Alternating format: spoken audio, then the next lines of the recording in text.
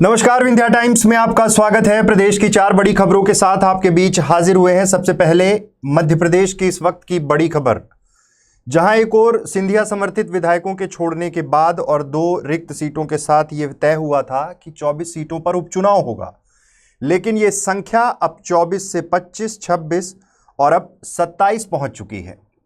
दरअसल कांग्रेस के 3 विधायकों ने पिछले 2 हफ्तों में पार्टी का साथ छोड़ दिया। आज मध्य प्रदेश कांग्रेस के विधायक ने ये साथ छोड़ा, प्रोटेम स्पीकर को अपना इस्तीफा सौंपा और अब ये कंफर्म हो गया कि 27 सीटों पर उपचुनाव होंगे। खंडवा जिले की मांधाता विधानसभा से कांग्रेस विधायक नारायण पटेल ने विधानसभा के प्रोटेम स्पीकर रामेश्वर शर्मा को अपना इस्तीफा सौंप दिया। इसके साथ ये कंफर्म हो गया कि फिर से एक बार कांग्रेस की जो संख्या 90 थी, विधायक दल की बैठक जब की थी कमलनाथ ने, और अब वो संख्या 89 हो गई है। एक विधायक और कांग्रेस के बाड़े से छूट गया। मतलब साफ है कि बीजेपी में जाने का सिलसिला उसी रफ्तार से चल रहा है। नारायण पटेल गुर्जर समाज से आते हैं। पिछले दिनों यंदल सिंह कंसाना ने एक बयान दिया था और कहा था कि हाल ही में राजस्थान की राजनीति का असर मध्य प्रदेश में भी देखने को मिलेगा। कई गुर्जर नेता हमारे संपर्क में हैं और वो कांग्रेस छोड़कर भाजपा ज्वाइन करेंगे। हालांकि इधर बीजेपी ने जैसे ही ये ज्वाइनिंग कराई, कुल मिलाकर ये कांग्रेस के विधायक ने इस्तीफा दिया, उधर पूर्व मंत्री से तुरंत एक जवाब मिला। पूर्व मंत्री से मतलब है कि बीजेपी और कांग्रेस दोनों ही एक दूसरे के तमाम उन पूर्व विधायक, वर्तमान विधायक, इनको खींचने की कोशिश कर रही है। वहीं कन्हैयालाल अग्रवाल ने, गुना जिले के हैं, पूर्व में मंत्री रह चुके हैं, विधायक रह चुके हैं, शिवराज सरकार में मंत्री रह चुके हैं, उन्होंने कांग्रेस ज्वाइन कर ली। कमलनाथ की मौजूदगी में उनकी कांग्रेस ज्वाइनिंग हुई। ये पूरा घटनाक्रम 1 घंटे के दौरान ही चला, जिसमें तमाम चीज़ें निकलकर सामने आईं। मतलब कि दोनों ही दलों में ये खींचतान चल रही है कि कौन किसे अपने दल में शामिल करा पाएगा। कांग्रेस की नज़र वो तमाम उन नेताओं पर है जिनकी राजनीति, तमाम कांग्रेस के जो पूर्व विधायक हैं, जो सिंधिया समर्थित विधायक हैं, उनके भाजपा में शामिल होने के बाद जिनकी राजनीति पर असर पड़ने वाला है, उनको कांग्रेस टारगेट कर रही है। अगली खबर की ओर बढ़ते हैं। अगली खबर, मध्य प्रदेश में होने वाले उपचुनाव अब स्थगित हो गए हैं। बाकायदे चुनाव आयोग ने यह फैसला लिया है कि कोरोना महामारी के इस दौर में उपचुनाव कराना संभव नहीं है। 2 दिन पहले ही जिस तरह की परिस्थितियां निर्मित हुई थी, एक टेलीविज़न इंटरव्यू में ये बताया गया था कि साफ तौर पर सितंबर में ये उपचुनाव कराए जा सकते हैं। सीधे तौर पर कहा गया था कि मुख्य चुनाव आयुक्त ने इस ओर इशारा किया है कि सितंबर में ये चुनाव कराए जाएंगे। लेकिन अब जब ये तमाम पहलू सामने निकल कर आ रहे हैं, खासकर कोविड को लेकर, उससे साफ हो गया है। मुख्य चुनाव आयुक्त सुनील अरोड़ा ने कहा कि हमारी कोशिश होगी कि उपचुनाव समय सीमा में हो, लेकिन कोविड जिस रफ्तार से फैल रहा है, जिस तरह से मध्य प्रदेश में भी ये प्रकोप बढ़ा है, उन परिस्थितियों के अंतर्गत अब चुनाव अभी संभव नहीं है। कुल मिलाकर मध्य प्रदेश में जिन 27 सीटों पर, आज से 1 सीट और, पहले 26 थी, अब 27 सीटों पर जो ये उपचुनाव होने थे, ये कुल मिलाकर अब कैंसिल हो गए हैं। अब ये चुनाव कब होंगे?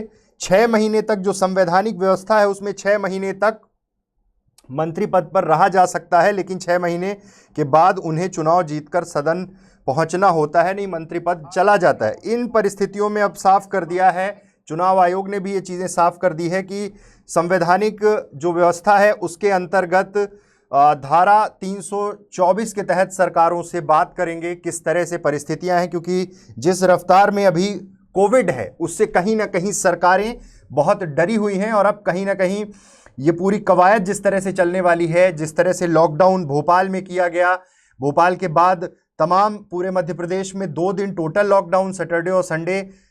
अब जो आज ये घटनाक्रम निकल कर आया कि अरविंद भदौरिया कैबिनेट मंत्री कोरोना पॉजिटिव पाए गए हैं, तो अब चुनाव आयोग किसी भी तरह का कोई रिस्क नहीं लेना चाहता, क्योंकि उसे बखूबी पता है कि जिस रफ्तार से संक्रमण बढ़ रहा है उससे आगे और नुकसान हो सकता है। इसलिए अब इन चुनावों को टालने की कवायद शुरू हो गई। कोविड की बात कर रहे हैं, भोपाल के हालात, मध्य प्रदेश के तमाम जिलों के जो हालात हैं वो दिन प्रतिदिन बिगड़ते जा रहे हैं। विंध्य में भी कोरोना ने मजबूत दस्तक दी थी, लेकिन उसके बाद नियंत्रण में थी सारी चीजें। अब जब टेस्टिंग बढ़ी है, लगातार जांच की संख्या बढ़ी है, तो अब मामले निकलकर सामने आ रहे हैं। रीवा में स्थित वायरोलॉजी में जो कर्मचारी काम कर रहे थे वो कोरोना पॉजिटिव पाए गए, एमआरआई सेंटर में जो कर्मचारी काम कर रहे थे वो कोरोना पॉजिटिव पाए गए, डॉक्टर कोरोना पॉजिटिव पाए गए हैं। उसके साथ ही आज रजिस्ट्रार ऑफिस में सब रजिस्ट्रार कोरोना पॉजिटिव पाए गए। तो ये खतरा जिस रफ्तार से अब बढ़ रहा है, विंध्य की बात की जाए, जबलपुर की बात की जाए, भोपाल के जो हालात हैं, टोटल लॉकडाउन करने की घोषणा कल गृह मंत्री नरोत्तम मिश्रा ने कर दी। तो अब स्थितियां ऐसी हैं कि किसी भी परिस्थिति में अब सरकार कोई रिस्क नहीं लेना चाहती है। 2 दिन का लॉकडाउन पूरी तरह से सफल बनाने की कवायद है ताकि किसी भी तरह से इस संक्रमण को रोका जाए। हालांकि ये संक्रमण अब उस दौर में पहुंच चुका है जिसे कहा जाता है कम्युनिटी ट्रांसमिशन। अब साफ है कि जिस रफ्तार से कोविड आगे बढ़ रहा है, जिस रफ्तार से बात हो रही है कि संक्रमण अब और तेजी से फैलेगा, वो आपके और हमारे सामने है।